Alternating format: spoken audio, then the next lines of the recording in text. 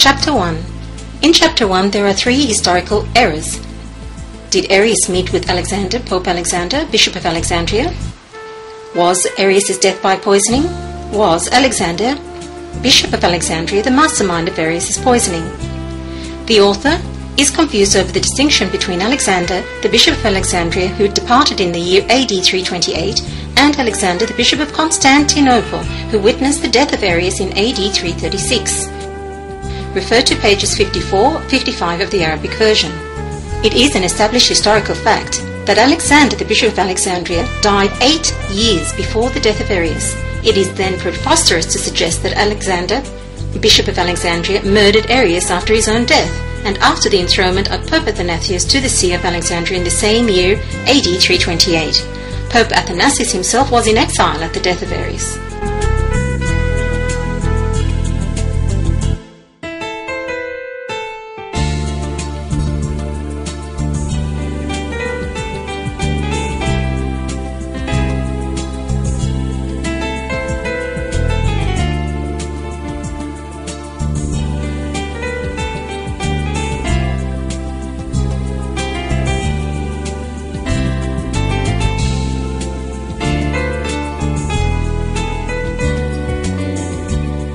We cite experts from renowned academic sources, those which are consulted internationally with regard to ecclesiastical history, and trusted Antiochian historians themselves, and reveal the falsification of history in the novel.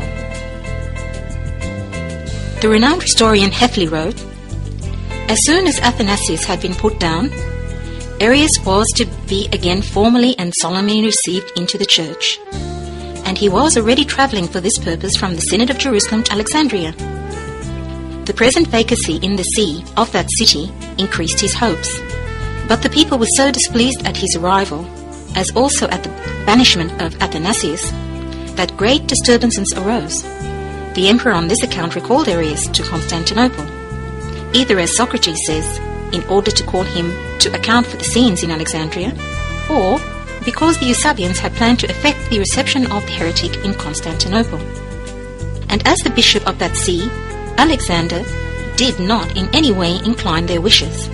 They so managed that Constantine again summoned Arius before him, examined him once more concerning his faith, and again made him sign an orthodox formula. Arius swore that the doctrine, on account of which he had been excommunicated for more than 10 years by Bishop Alexander of Alexandria, was not his, but that the emperor said at the dismissal of Arius, "If thy faith be the true one, thou hast sworn well, but if it be false, so let God judge thee on account of thine oath." Thereupon, Constantine, pressed by the Eusebians, gave the Bishop of Constantinople the order to receive Arius into communion of the Church, and the Eusebians threatened the bishop with deposition and exile if he had made opposition, and declared that he would on the next day, it was then a Saturday, whether he willed or not, solemnize divine service with Arius. Bishop Alexander knew of no other help in this distress than prayer. He repaired to the church of St. Irene, and thus prayed to God, "Oh, let me die before Arius comes into the church, but if thou wilt, have pity on thy church. Prevent this crime, that heresy may not enter the church together with Arius."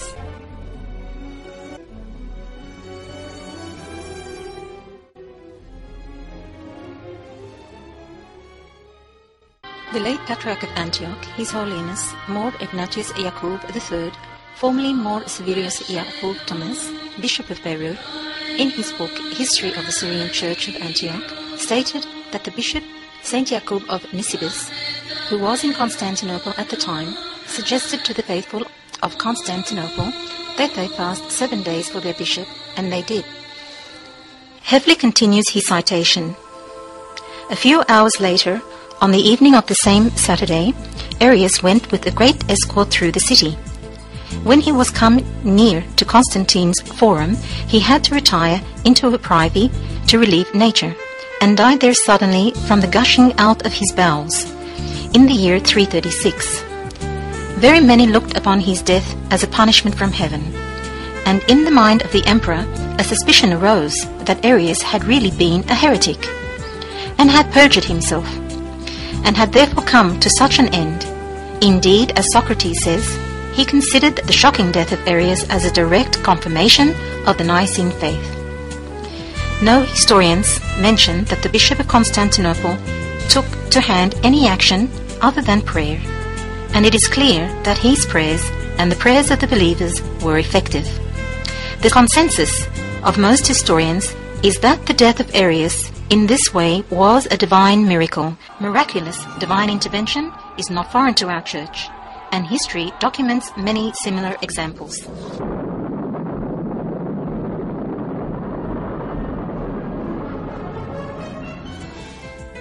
The historian Sozomen recorded the historical period between 324 and 439, and his works were published between 439 and 450. He quoted St. Athanasius in an article on the death of Arius, saying, The Lord was the judge, and declared himself against the unjust, and here he lost that on both restoration to and his life.